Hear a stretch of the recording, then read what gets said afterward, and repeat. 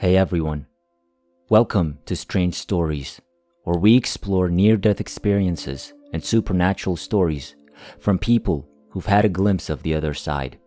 If you enjoy our content, please consider liking the video and subscribing to our channel.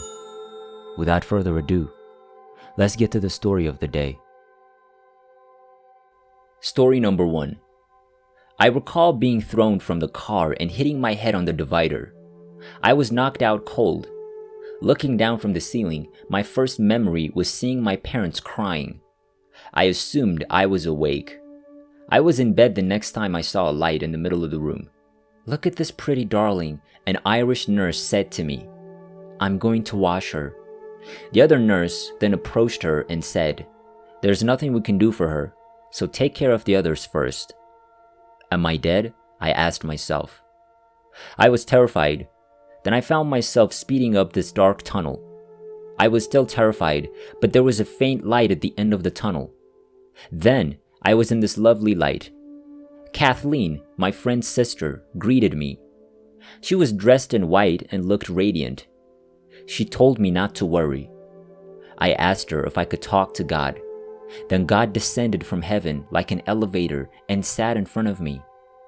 God resembled Jesus in an all-white gown and stood about 6 feet 5 inches tall.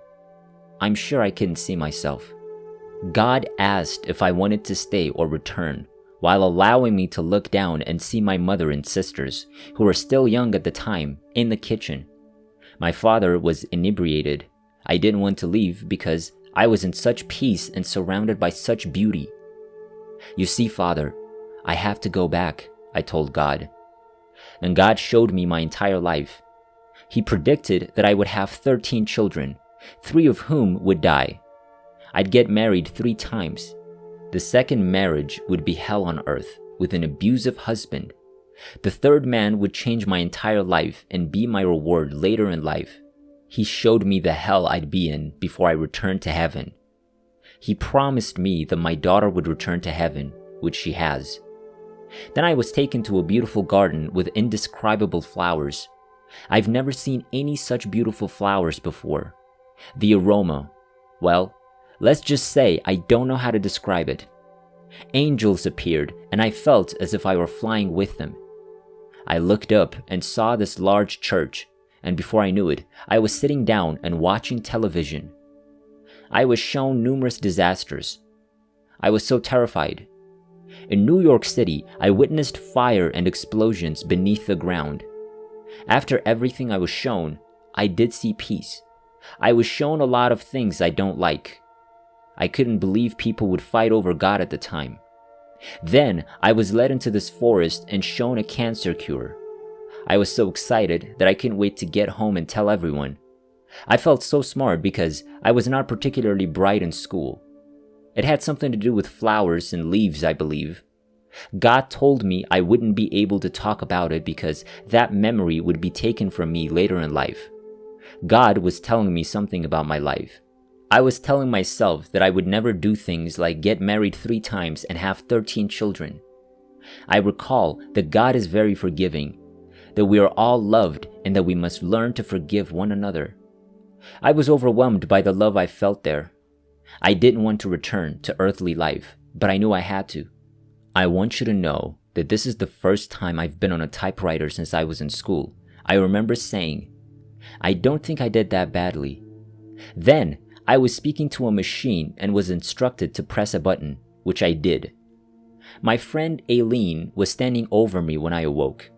"Your sister Kathleen told me to tell you that she thanks you for taking care of her children," I told her before falling back into a coma.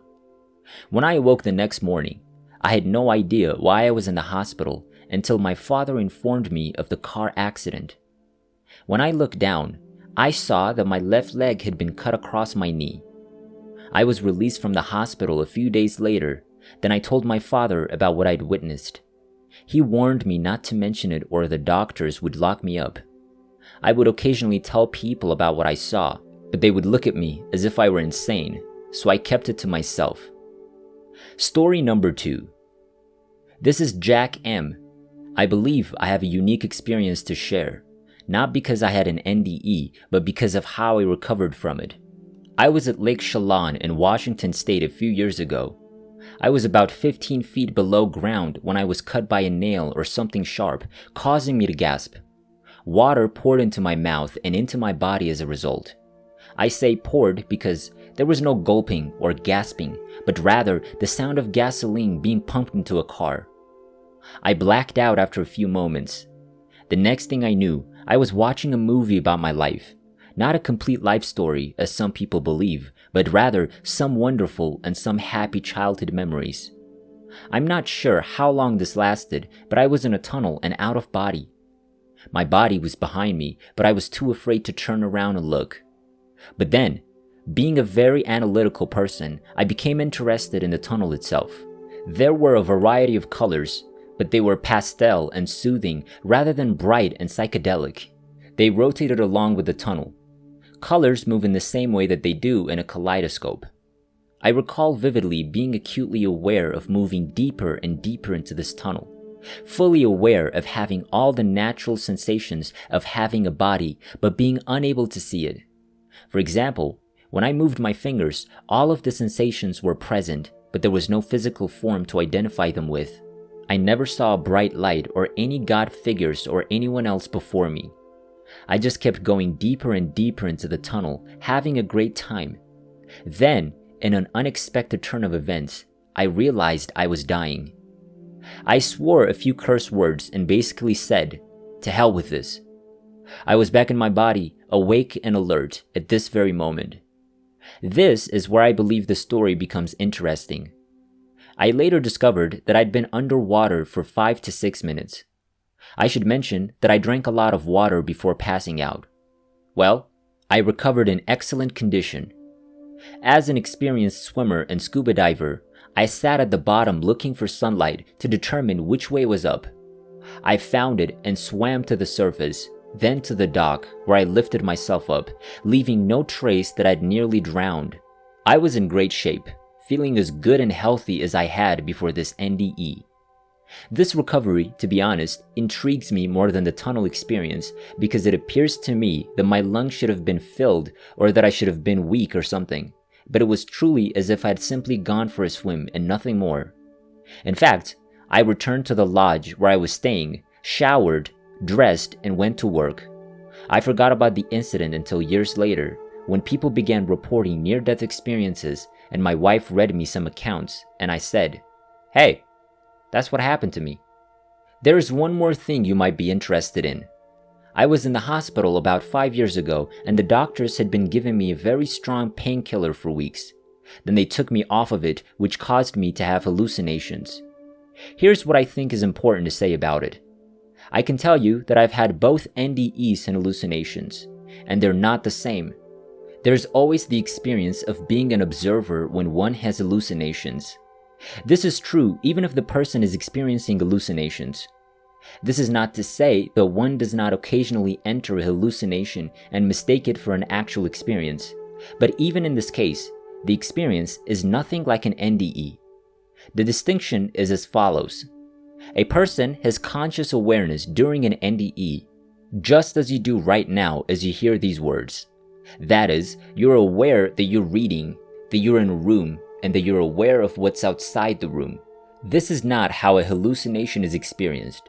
A hallucination appears to be a complete experience, but there's a lack of real awareness of anything outside the experience itself.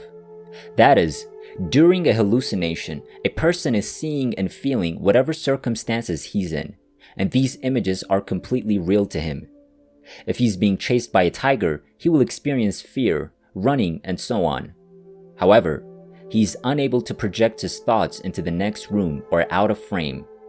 During an NDE, one can.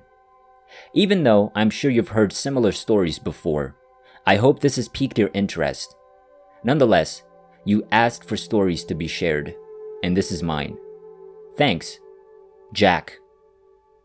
Story number 3. That night in 1995, I went to bed. I had previously undergone an unsuccessful heart ablation procedure. I was seeing a new doctor who'd been called in to help me control my heart arrhythmias. It was not uncommon for my heart to beat extremely fast and on a daily basis since I was a child. When I was being monitored by the doctor, my heartbeats would frequently range from 200 to nearly 300 beats per minute. My heartbeat was 411 beats per minute the day before my second heart ablation attempt. That day, I had a lot of doctors in my room. Nobody believed that my heart could withstand such a reading. That night, I eventually fell asleep and began dreaming. I was moving quickly in a makeshift wooden wagon through the dark woods. I was in the driver's seat. 2 more carts were attached to the back of the front seat. My sister and brother-in-law were in the seat behind me, and my aunt was in the last seat of the wooden wagon. The darkness of the woods abruptly gave way to light in front of us.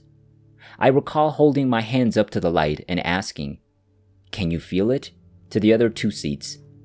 Then, I found myself in the most beautiful, brightest, and indescribable setting. I knew right away that I was in heaven. The music was stunning.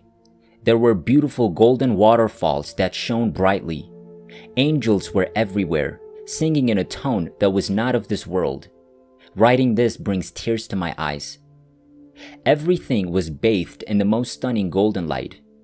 The love I felt there was unlike any other on the planet. I tried to think of a word to describe it, but none came to mind. It was beyond words. All I can say is amazingly beautiful. I wished I could stay there forever. Then I looked down on my body, which was lying on my bed. I could see my kids sleeping in their beds. My husband worked nights and hadn't returned home when this happened.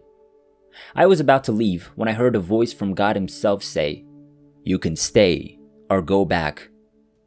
I returned my gaze to my children. My earthly soul couldn't abandon them all.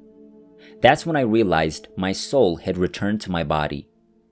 I reflected on where I'd just been and began to cry from the beauty and peace that I just witnessed. I then got out of bed and felt as if I were floating towards my children's rooms. I questioned whether I was still alive. I was so light at the time. I went to my oldest child and gently touched him. I didn't want to wake him up, but I was curious if he could feel me touching him. He finally moved after 2 attempts, then awoke and looked at me. Everything was fine after I told him to go back to bed.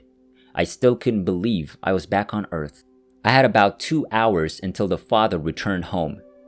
I sat in my living room, still processing the fact that I just witnessed heaven. I couldn't call my husband at work to see if he could hear me talking to him because this was before cell phones. It was a strange sensation. I wanted to be with my children, but also wanted to return to my previous location. Finally, I heard my husband's truck approaching the end of our long driveway. I sat right outside the door, waiting for him to come in. I just looked at him as he opened the door and said, "Mike, can you see me? Can you hear what I'm saying?" He was so perplexed about what was going on that I knew he could. I began telling him everything I'd seen in heaven. He was astounded by what I was telling him. He knew I couldn't possibly be making all of this up. He'd never seen me in such a state before that night. A week later, I signed up to teach high school catechism classes. I couldn't wait to tell my senior class about my heaven experience. Everyone I told the story to was astounded by what I was saying. In 1997, I underwent a successful heart ablation surgery to burn the chamber in my heart that was causing these arrhythmias. I was cured and have never experienced another attack since. Although my 13-year marriage ended a few years later, my ex-husband will never forget my description of heaven to him on that beautiful night.